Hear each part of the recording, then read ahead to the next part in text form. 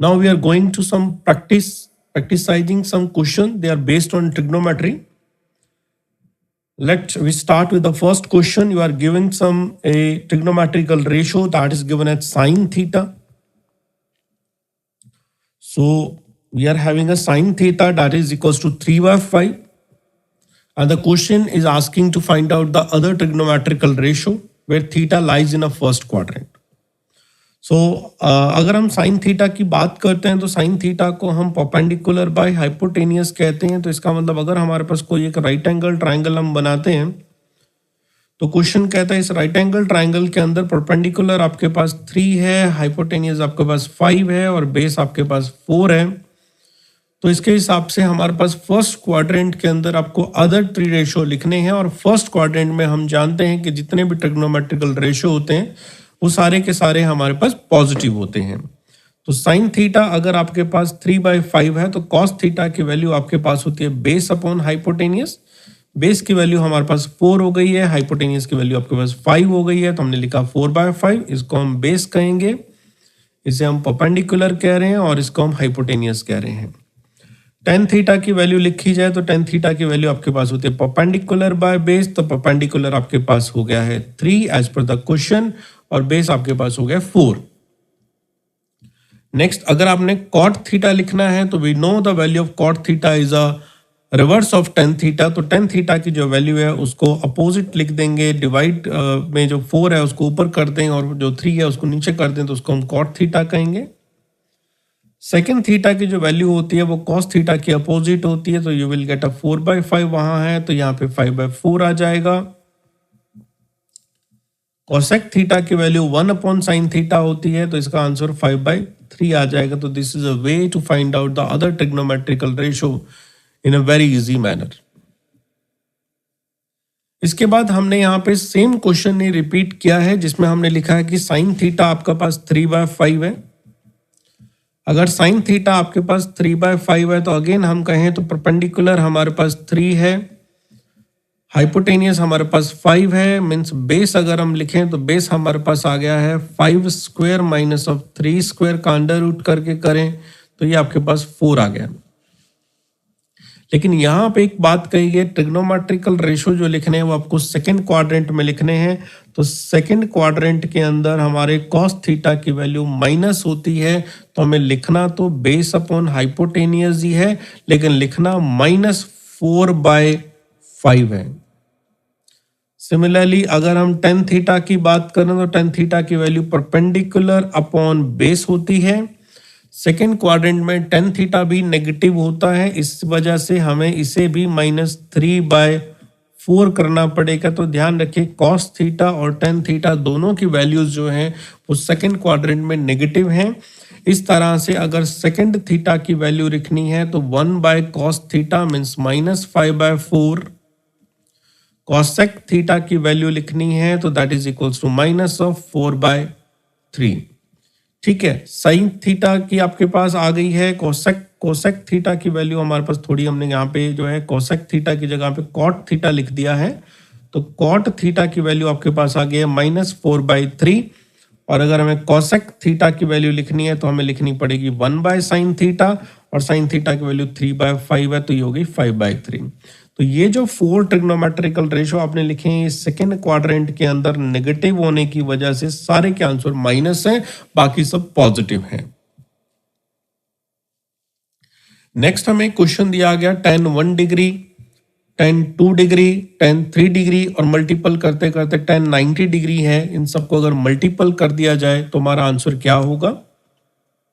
तो हम कहते हैं tan 90 डिग्री की जो वैल्यू है वो हमारे पास इनफाइनाइट होती है, और अगर tan 90 डिग्री की वैल्यू इनफाइनाइट होती है तो इन सबको अगर हम मल्टीपल करेंगे तो सबका आंसर मल्टीपल होके इनफाइनाइट हो जाएगा, क्योंकि tan 1 2 3 सब मिल मिला के लास्ट में जाके सबका मल्टीपल हो रहा है। That's why the answer is infinite. Similarly मैं इस क्वेश्चन को जैसे हम ए नाम दे दें और इसके साथ एक बी ऑप्शन ऐड कर दें और आपका क्वेश्चन बना दें कि आप tan 1 degree multiply by tan 2 degree multiply by tan 3 degree multiply dash dash dash dash, this is now up to the 1089 degree हो तो आपका आंसर क्या होगा? प्रीवियसली हमने 1090 डिग्री तक बात करी थी, अब हम बात करते हैं 89 हो तो क्या होगा। तो यहाँ पे हम एक बात करते हैं कि अगर हमारे पास 10 थीटा लिखा जाए तो उसको हम cot 90 माइनस थीटा भी लिख सकते हैं, ठीक है। 10 थीटा को 10 cot 90 माइनस थीटा भी लिख सकते हैं। तो अगर आपने लिखा है मान लीजिए 10 1 डिग्री, तो आप इसको cot ऑफ 90 माइनस 1 करके हम लोग इसे cot 89 डिग्री लिख सकते हैं, ठीक है। फिर से देखिए, अगर ये 10 1 डिग्री है, 1 डिग्री है जो कि cot 89 डिग्री के बराबर आया है, तो आप इसको 1 अपॉन 10 89 डिग्री भी तो लिख सकते हैं। तो यहां से एक रिलेशन एस्टैब्लिश होता है कि 10 1 डिग्री में अगर 10 89 डिग्री का मल्टीपल कर दिया जाए तो आपका आंसर 1 हो जाएगा, क्योंकि इसको हमने यहां मल्टीपल किया। तो अगर हम इसी तरह से कॉम्बिनेशंस देखें तो हम कहेंगे ये जो 10 1 डिग्री है वो 10 89 डिग्री के साथ मल्टीपल होगा और मल्टीपल होके आपको आंसर देगा 1। सिमिलरली यहाँ पे आपके पास एक 10 88 डिग्री आएगा, तो 10 2 डिग्री जो होगा वो 10 88 डिग्री के साथ मल्टीपल होकर देगा 1। और इसी तरह से हर किसी का सिमिलरली पेयर बनता जाएगा और सब मल्टीपल होके आंसर जो आपके पास आएगा वो आएगा 1.1.1 एंड सो ऑन। तो आंसर विल बी 1।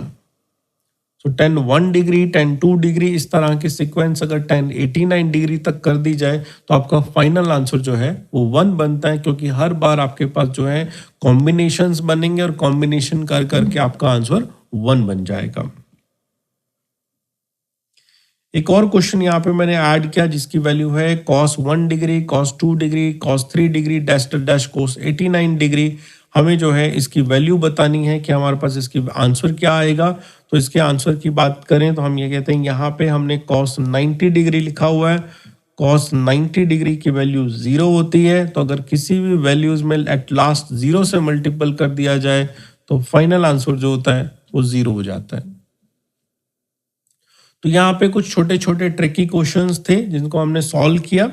इसी तरह से लेट सपोज करो मैं एक एक्स्ट्रा क्वेश्चन ऐड करता हूं। मैं क्वेश्चन ऐड कर रहा हूं कि sine theta 1 plus sine theta 2 plus sine theta 3 की वैल्यू अगर 3 है तो आपको पता करना है कि थीटा 1 की वैल्यू क्या है, थीटा 2 की वैल्यू क्या है एंड थीटा 3 की वैल्यू क्या है, ठीक है। अब देखिए हमने ना साइन साइन साइन ऐड किया और 3 आया, और साइन थीटा की कोई आपसे पूछे कि मैक्सिमम वैल्यू क्या हो सकती है तो आपका आंसर होना चाहिए 1 हो सकती है। साइन थीटा की सबसे ज्यादा वैल्यू जो होती है 1 होती है, 1 से ज्यादा वैल्यू 1 नहीं हो, ज्यादा नहीं हो सकती। तो अगर आपने यहाँ पे 3 लिखा है तो इसका मतलब आपने एक तरह से 1 को 3 टाइम ऐड किया तब जाके 3 आया है। और अगर 1 को 3 टाइम ऐड किया है तो इसका मतलब साइन थीटा 1 की वैल्यू भी 1 है, साइन थीटा 2 की वैल्यू भी 1 है और साइन थीटा 3 की वैल्यू भी 1 है। और अगर सबकी वैल्यू 1 है तो साइन थीटा 1 की वैल्यू के हिसाब से थीटा 1, थीटा 2 और थीटा 3 की वैल्यू इक्वल आएगी और 90 डिग्री आएगी या फिर π/2 रेडियन आएगी। या हमने एक और क्वेश्चन ऐड किया है जिस क्वेश्चन के अंदर हमने स्मॉल एंगल्स का यूज कराया है। स्मॉल एंगल का मतलब होता है बहुत ज्यादा स्मॉल एंगल। तो यहां देखिए क्या कहता है, the moons distance from the earth is 360000 kilometre and its diameter subtend an angle of 42 minute at the eyes of an observer। तो अगर इसको डायमेट्रिकली दिखाया जाए तो ये कहता है कि आपने यहाँ पे ना एक मून बनाया, इस तरह से समझ लीजिए ये एक मून है। बहुत दूर यहाँ पे कहीं पे आपके पास कोई अर्थ पे एक ऑब्जर्वर खड़ा है और ऑब्जर्वर इसको ऊपर से और एज वेल एज इस तरह से नीचे से कहीं पे इस तरह से देखता है। तो ये मून का जो डायमीटर है ये यहाँ पे एक एंगल सबस्टेंड करता है, that is equal to 42 minute, and this distance is given as 360000 kilometre. तो आपसे लास्ट में पूछा गया है what is this diameter of the moon. जब हमारे एंगल बहुत ज्यादा स्मॉल हो, मिनट्स में हो, तो ये जो आपने 360000 किलोमीटर जो डिस्टेंस लिखी है इसको हम रेडियस कहते हैं, और जो हमने डी लिखा है इसको हम आर्क लेंथ कहते हैं। और ये 42 मिनट है, ये फिर आपके पास एक तरह से एंगल हो गया है। तो हम कहते हैं we know the formula is equal angle is equals to arc length divide by radius.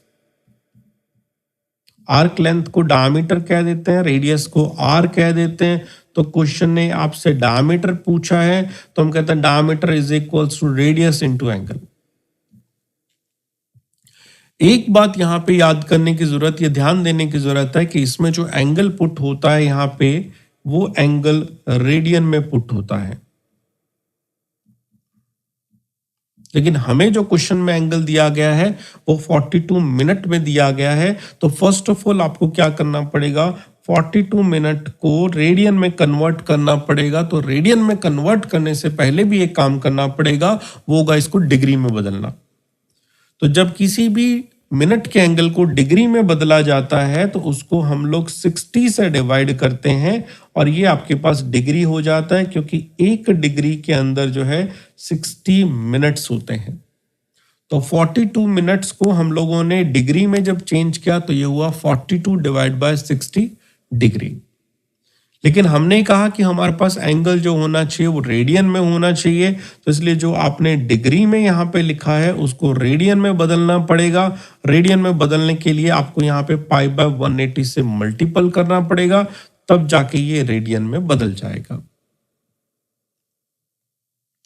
Radian में बदलने के बाद अब आप कहेंगे कि हमारे पास जो डायमीटर जो होता है वो रेडियस इनटू एंगल होता है, जहां पे रेडियस हमें दिया हुआ है 360000 किलोमीटर ये दिया हुआ है, और एंगल हमारे पास आ गया है 42 divide by 60 into pi upon 180। अब जस्ट आपने कैलकुलेशन करनी है, या रिमेंबर यहां जो पाई है दैट रिप्रेजेंट 22/7, क्योंकि ये वैल्यू को रिप्रेजेंट कर रहा है।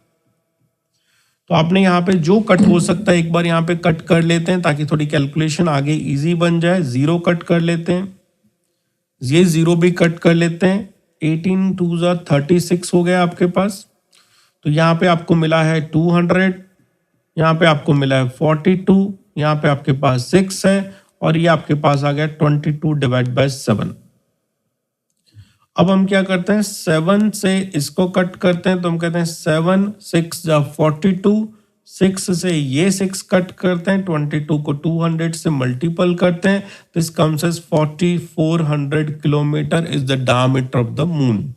तो रिमेंबर हमने फॉर्मूला जो लगाया है उसमें एंगल पुट किया है, बट एक ध्यान रखने की जरूरत यह है कि जो एंगल पुट किया गया है वो डिग्री में नहीं पुट करना, उसको फर्स्ट रेडियन में कन्वर्ट करना है, देन आपको पुट करना है। इसके बाद अगला हमने एक और क्वेश्चन दिया है जिसके अंदर एक एक्सप्रेशन लिखा हुआ है, जिसमें दिया हुआ है 7 sin theta plus 24 cos theta is equal to a sin theta plus 5। तो क्वेश्चन कहता है यहाँ पे आपको a की वैल्यू पता करके बतानी है और एक phi की वैल्यू पता करके बतानी है। तो हम लोग इसको कैलकुलेट करने के लिए आपको यहाँ पे स्टार्ट जो करते हैं वो इस तरह से स्टार्ट करते हैं, एक टॉपिक के हिसाब से स्टार्ट करते हैं, फिर वापस इस क्वेश्चन में आते हैं। लेट सपोज करो क्वेश्चन आपके पास कहता है ये आपके पास एक टॉपिक है जिसकी वैल्यू है a sin theta plus b cos theta is equals to a sin theta plus 5, जिसमें हमने a भी पता करना और 5 पता करना है। हमारे इस टॉपिक को अगर हम क्वेश्चन के साथ रिलेट करें तो यहाँ पे स्मॉल a का मतलब 7 से हो गया और स्मॉल b का मतलब 24 से हो गया है। तो हम एक फॉर्मूला बना लेंगे, बाद में वहां पे चले जाएंगे ताकि इस तरह का कोई और भी क्वेश्चन आए तो हम डायरेक्ट उस फॉर्मूले से फटाफट सॉल्व कर सकते हैं। तो हम इसको ऐसा लिखते हैं, ये हमारे पास है a साइन थीटा और ये आपके पास हो गया b कॉस थीटा जो आपने लिखा है। आपने यहाँ पे क्या करना है, साइन थीटा प्लस फाई को sine a plus B identity से ओपन करना है। तो sine a plus B identity कहती है sine a cos b plus a का मल्टीपल दोनों में होगा cos a sine b।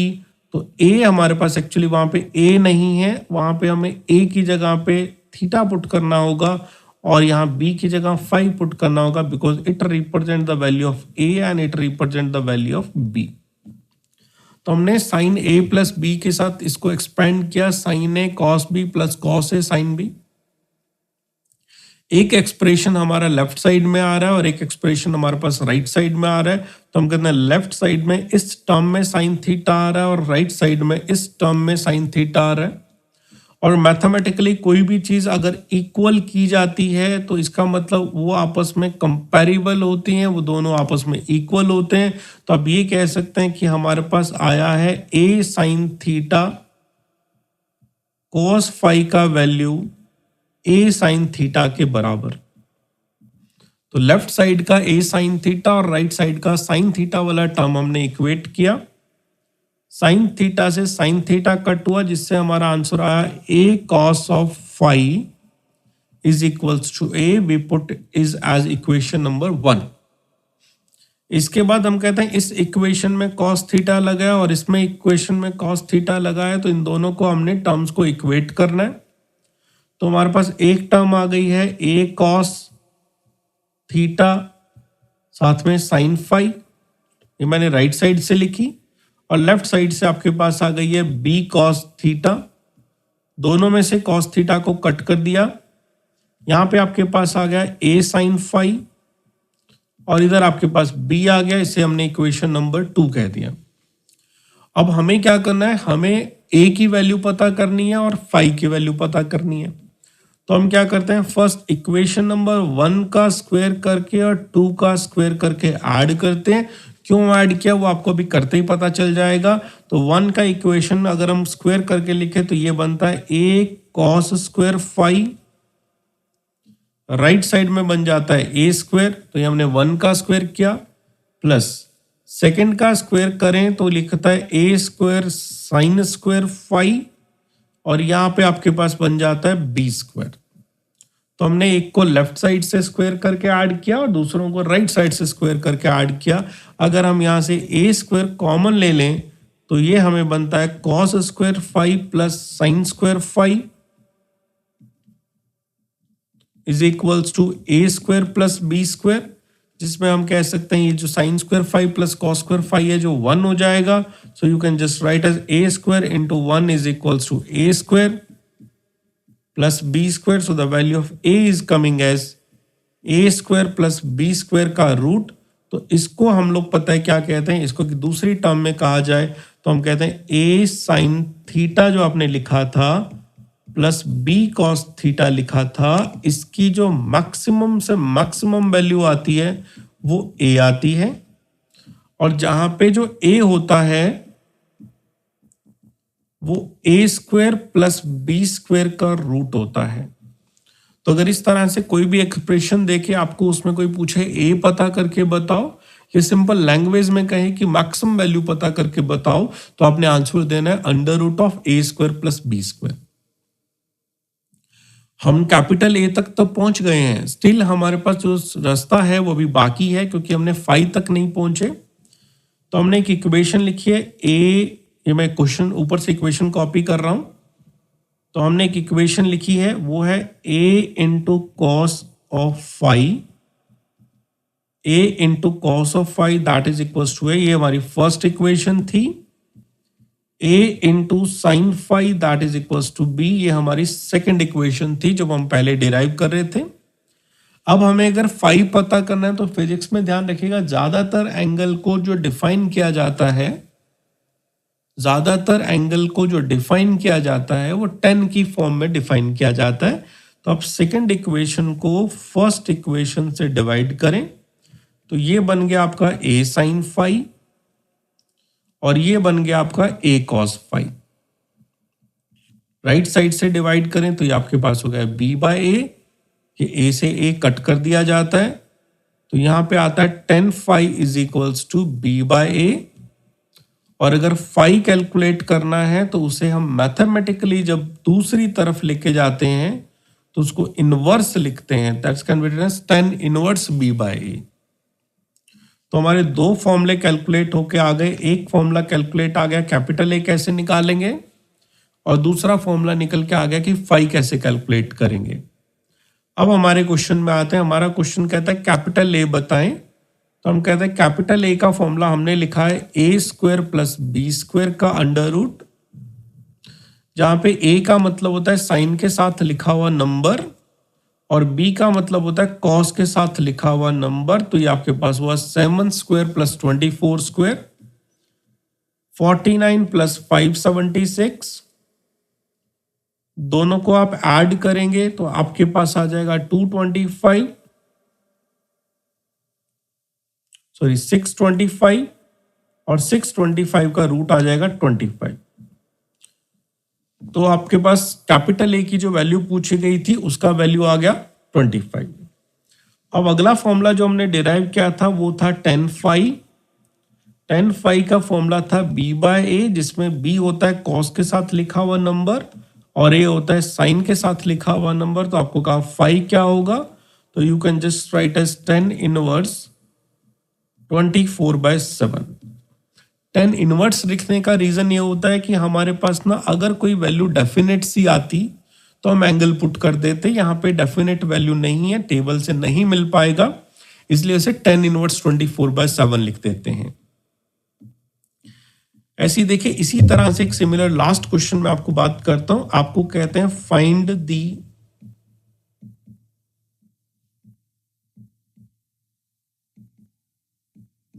Greatest value of 5 sin theta plus 12 cos theta, इसकी मैक्सिमम वैल्यू क्या होगी। तो अभी हमने कहा मैक्सिमम वैल्यू को हम a कहते हैं, जिसको हम a square plus b square का रूट कहते हैं। तो a क्या आ गया 5 आ गया, b क्या आ गया 12 आ गया, तो इसका रूट करें तो 5 और 12 से हाइपोटेनियस बनाते हैं तो 25 प्लस 144 आता है, जिसको ऐड करने पे 169 आता है और अंडर रूट लेने पे 13 आ जाता है। ऐसे ही कहा गया y की कुछ वैल्यू आपके पास है 3 of sine theta minus of 4 cos theta, आपको y की मैक्सिमम वैल्यू बतानी है। फिर से आपने कहना y की जो मैक्सिमम वैल्यू आएगी उसी फॉर्मूले से under root of A square plus B square आएगा। a की वैल्यू 3 हो गई है, b की वैल्यू यहां -4 हो गई है, तो -4 का स्क्वायर करें तो भी 16 आता है, 4 का स्क्वायर करें तो भी 16 आता है, तो आंसर विल कम एज 25 का root, so answer is 5। So these are some important terms or you can say questions, they are based on a trigonometrical ratios जो हमने एक टॉपिक कवर अप किया है।